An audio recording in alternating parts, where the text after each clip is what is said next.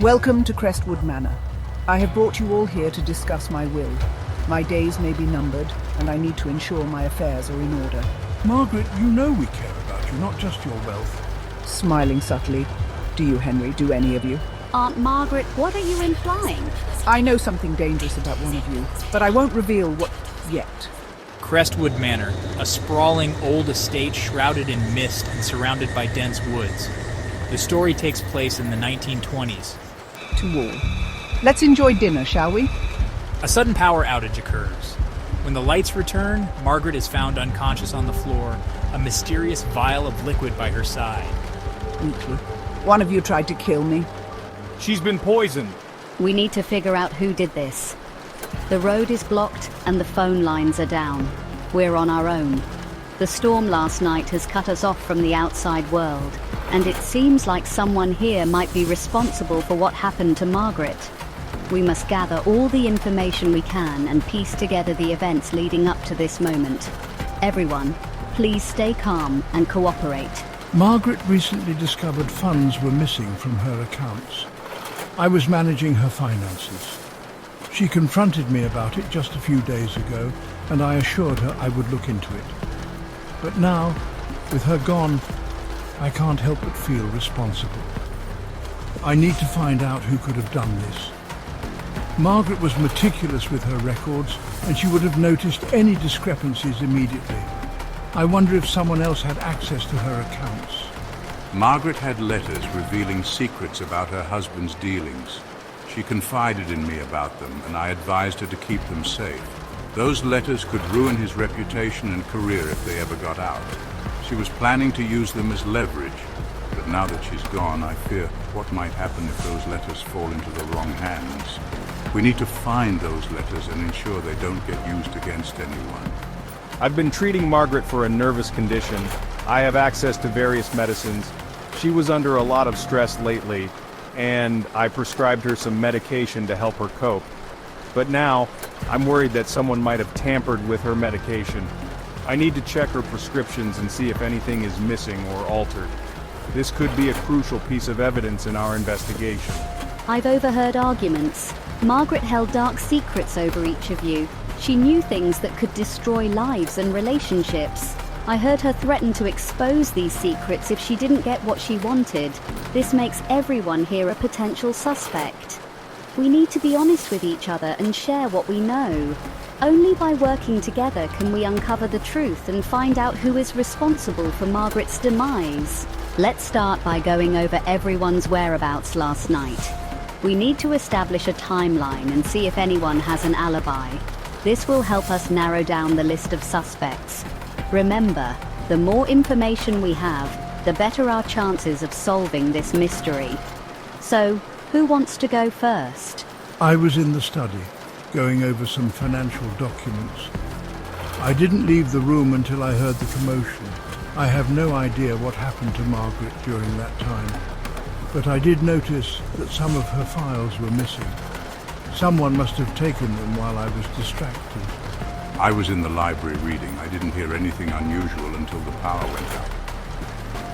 When I went to check on Margaret, it was already too late. I saw someone running away, but it was too dark to see who it was. All I know is that they were heading towards the garden. I was in the kitchen, preparing some tea for Margaret. She always found it soothing. I left the kitchen for a moment to get some fresh herbs from the garden, and when I returned, she was gone. I found her medication bottle on the floor, and it looked like some pills were missing. I was in the living room, listening to music. I didn't hear anything out of the ordinary until I heard someone shouting.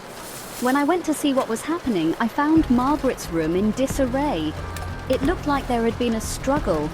I saw a shadowy figure leaving the room, but I couldn't make out who it was. It seems like everyone has a piece of the puzzle. We need to put these pieces together and see the bigger picture. Let's retrace our steps and see if we can find any clues that might have been overlooked.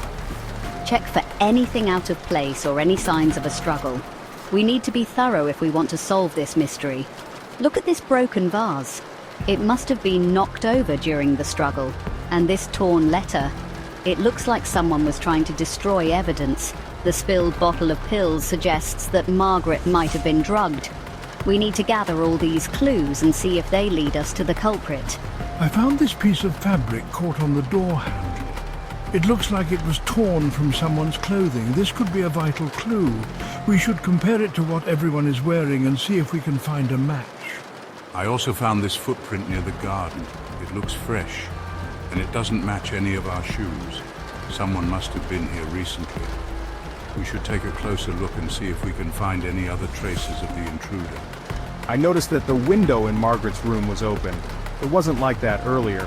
Someone might have used it to enter or exit the room. We should check for any fingerprints or other signs of forced entry. I found this note in Margaret's drawer. It looks like a threat. Someone was trying to intimidate her. This could be a motive for the crime. We need to find out who wrote this note and why. Excellent work, everyone. We're starting to build a clearer picture of what happened. Let's keep searching and see if we can find any more clues.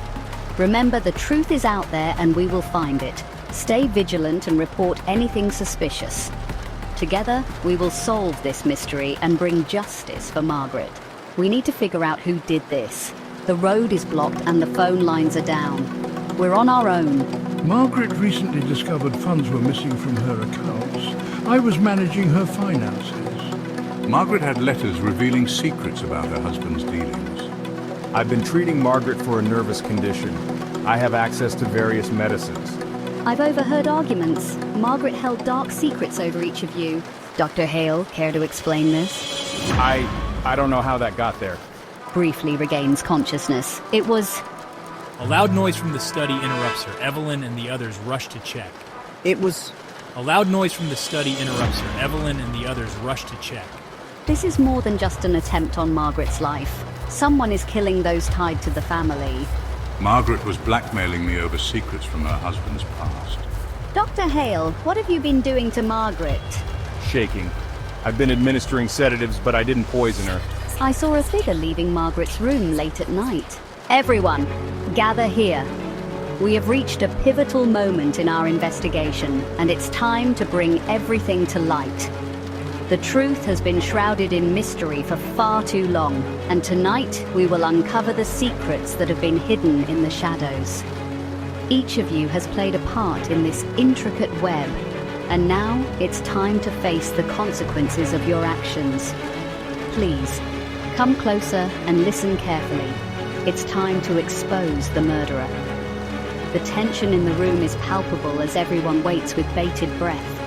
The air is thick with anticipation, and you can almost hear the collective heartbeat of the group. The moment of truth is upon us, and there is no turning back. The identity of the murderer will shock you all, but it is a necessary revelation to... Evelyn lays out each person's motive and explains how Margaret's manipulation had trapped them all in a web of lies and deceit. She meticulously goes through each clue, connecting the dots that had previously seemed unrelated. The room is silent as everyone listens intently, realizing the depth of Margaret's cunning. Evelyn's voice is steady and authoritative, guiding the group through the labyrinth of deception that had ensnared them all. She reveals how Margaret had pitted them against each other, exploiting their weaknesses and fears to maintain control. Henry Morton confessed to embezzling money, but he was innocent in Margaret's poisoning. His confession had been a desperate attempt to divert suspicion from himself, but it only served to complicate matters further. Henry's face is a mask of regret as he recounts his actions, knowing that his dishonesty had only added to the chaos. The group listens with a mix of sympathy and frustration, understanding that while Henry's actions were wrong, they were not the root of the tragedy that had befallen them. The real killer has been hiding in plain sight. This revelation sends a ripple of shock through the group. The idea that the murderer had been among them all along, blending in and observing their every move, is almost too much to bear. The group exchanges uneasy glances, each person wondering who among them could be capable of such a heinous act. The tension in the room escalates as the true nature of the killer's deception becomes clear. Cracking under pressure, Margaret was threatening to reveal my medical malpractice. The weight of this confession hangs heavy in the air. The speaker's voice trembles with fear and guilt, knowing that their secret could ruin their career and reputation. The group listens in stunned silence, processing the implications of this new information.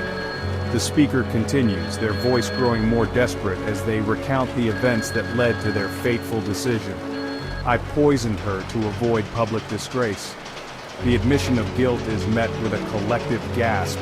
The group is horrified by the lengths to which the speaker went to protect their secret. The image of the speaker mixing the poison, their face contorted with guilt and fear, is seared into everyone's minds. The reality of the situation is stark and unforgiving, and the group grapples with the knowledge that one of their own is a murderer. When she survived, I panicked and killed Henry Morton to cover my tracks. The speaker's voice is filled with anguish as they recount the desperate measures they took to conceal their crime. The group is stunned by the revelation that Henry's death was not an accident, but a calculated act of desperation. The image of the speaker frantically covering their tracks in a dimly lit room is haunting, a stark reminder of the lengths to which people will go to protect themselves. But there's one last twist. The room is filled with a sense of foreboding as the group braces for yet another revelation. The suspense is almost unbearable, and the group is on the edge of their seats waiting to hear what could possibly come next. The atmosphere is charged with tension and the group's collective anxiety is palpable. Lily, the maid, is my half-sister. This revelation is met with a mix of shock and disbelief. The group is stunned by the news that Lily, who had always been a quiet and unassuming presence, is actually connected to the family in such a significant way. The emotional reunion between the two women is a poignant moment, filled with a mix of joy and sorrow. The group watches in awe as the sisters embrace, their bond strengthened by the trials they have endured. Her real motivation was revenge for her father's mistreatment by the Ellington family. The group is taken aback by the depth of Lily's resentment. The image of her reflecting on her past trauma in a dimly lit room is a powerful reminder of the pain and suffering that had driven her actions. The group begins to understand the complexity of Lily's motivations, realizing that her quest for revenge was fueled by a deep sense of injustice. I didn't poison Margaret, but I planned to expose everyone for their dark dealings with the family. The speaker's voice is filled with a sense of righteous indignation as they reveal their true intentions. The group listens with a mix of relief and apprehension, knowing that while the speaker may not have committed the murder, their actions had still contributed to the chaos. The image of the speaker in a dark room, revealing secrets to the group, is a powerful reminder of the lengths to which people will go to uncover the truth. Dr. Hale is taken away. The sight of Dr. Hale being led away in handcuffs is a sobering reminder of the consequences of their actions. The group watches in silence as the police escort Dr. Hale out of the room, knowing that justice is finally being served. The image of Dr. Hale's departure is a stark contrast to the chaos and confusion that had previously dominated the scene, signaling the beginning of the end of their ordeal. Evelyn and Lily make plans to leave the estate as the storm clears, revealing a new day at Crestwood Manor. The final image of the two women talking as the storm clears is a symbol of hope and renewal. The morning light breaking through the clouds over the manor signifies a new beginning for Evelyn and Lily, free from the shadows of the past. The group watches as the two women walk away, knowing that while their journey has been fraught with challenges, they are now on the path to a brighter future. Everyone gather here. We have reached a critical juncture in our investigation, and it is imperative that we all come together to uncover the truth. The tension in the air is palpable, and I can see the anxiety etched on each of your faces. This hall, once a place of grandeur and celebration, now serves as the backdrop for a revelation that will change everything. It's time to expose the murderer. The moment we've all been dreading and anticipating in equal measure has arrived. The web of lies and deceit that has ensnared us all is about to be unraveled. Each of you has played a part in this drama, knowingly or unknowingly, and now the truth must come to light. The stakes are high and the consequences will be severe, but justice must prevail. Evelyn lays out each person's motive and explains how Margaret's manipulation had trapped them all in a web of lies and deceit. She speaks with a calm authority, her voice steady despite the gravity of her words. She recounts the events leading up to Margaret's poisoning, detailing the intricate schemes and hidden agendas that have brought us to this point. Each revelation is like a piece of a puzzle falling into place, painting a picture of betrayal and treachery that is both shocking and heartbreaking. Henry Morton confessed to embezzling money, but he was innocent in Margaret's poisoning. His voice trembles as he admits to his financial crimes, the weight of his guilt evident in his eyes. He had hoped to keep his secret hidden, but the pressure of the investigation has forced his hand. Despite his wrongdoing, it is clear that he had no part in the more sinister plot that has unfolded. His confession is a small piece of the larger puzzle, but it is a crucial one nonetheless. The real killer has been hiding in plain sight. This revelation sends a ripple of shock through the room. The idea that someone among us, someone we have trusted and confided in, could be capable of such a heinous act is almost too much to bear. The tension mounts as we all look around, trying to discern who the true culprit might be. The atmosphere is thick with suspicion and fear, and the sense of impending doom is almost suffocating.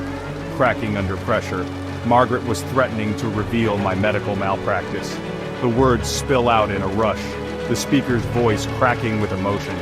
The weight of their secret has become too much to bear, and the fear of exposure has driven them to desperate measures. The admission is met with a mixture of shock and understanding as we all grapple with the implications of this new information. The realization that someone could be driven to murder to protect their reputation is a sobering reminder of the darkness that can lurk within us all. I poisoned her to avoid public disgrace. The confession hangs in the air, heavy with the weight of its implications. The speaker's voice is filled with regret and desperation as they recount the events that led them to commit such a terrible act. The fear of losing everything they had worked for, the shame of their actions being exposed, had driven them to take a life. It is a tragic and cautionary tale, a stark reminder of the lengths to which people will go to protect themselves. When she survived, I panicked and killed Henry Morton to cover my tracks. The panic and fear that had gripped the speaker in the aftermath of their failed attempt to poison Margaret had driven them to even more desperate measures. The realization that their initial plan had failed had sent them into a tailspin, and in their desperation, they had taken another life. The confession is met with a mixture of horror and pity as we all grapple with the enormity of what has been revealed. But there's one last twist. The room falls silent as we all brace ourselves for what is to come. The tension is almost unbearable as we wait for the final piece of the puzzle to be revealed. The sense of anticipation is palpable, and we all hold our breath, knowing that whatever comes next will change everything. Lily, the maid, is my half-sister. The revelation is met with a mixture of shock and disbelief. The idea that someone we had all overlooked, someone who had been a constant presence in the background, could be so intimately connected to the events that have unfolded is almost too much to comprehend. The sense of betrayal is deep as we all grapple with the implications of this new information.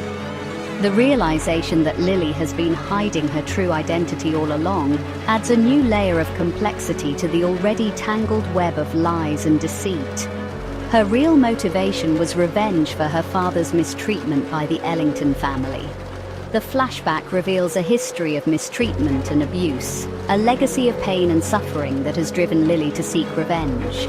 The old photograph of a stern patriarch serves as a stark reminder of the power dynamics that have shaped the events leading up to this moment. The realization that Lily's actions have been driven by a deep-seated need for justice and retribution adds a new layer of complexity to the story. It is a sobering reminder of the long-lasting impact of past wrongs and the lengths to which people will go to right those wrongs. I didn't poison Margaret, but I plan to expose everyone for their dark dealings with the family. The confession is met with a mixture of relief and disbelief. The idea that someone could be driven to such lengths to expose the truth is both admirable and terrifying. The speaker's determination and resolve are evident in their voice as they recount the events that led them to this point. The realization that there are still more secrets to be uncovered adds a new layer of tension to the already fraught atmosphere. Dr. Hale is taken away. The sight of the doctor being led away in handcuffs is a stark reminder of the consequences of their actions. The tension in the room begins to dissipate as the reality of what has happened begins to sink in. The sense of justice being served is palpable as we all come to terms with the events that have unfolded. The realization that the truth has finally been revealed and that those responsible will be held accountable brings a sense of closure to the proceedings. Evelyn and Lily make plans to leave the estate as the storm clears, revealing a new day at Crestwood Manor. The sight of the two women walking away from the grand estate, the storm clouds parting to reveal a bright new day, is a powerful symbol of hope and renewal. The sense of relief and optimism is palpable as they leave behind the darkness and turmoil of the past. The realization that they have a chance to start anew, free from the shadows of the past, brings a sense of closure and hope for the future. The sun breaking through the clouds serves as a reminder that even in the darkest of times, there is always the possibility of a new beginning.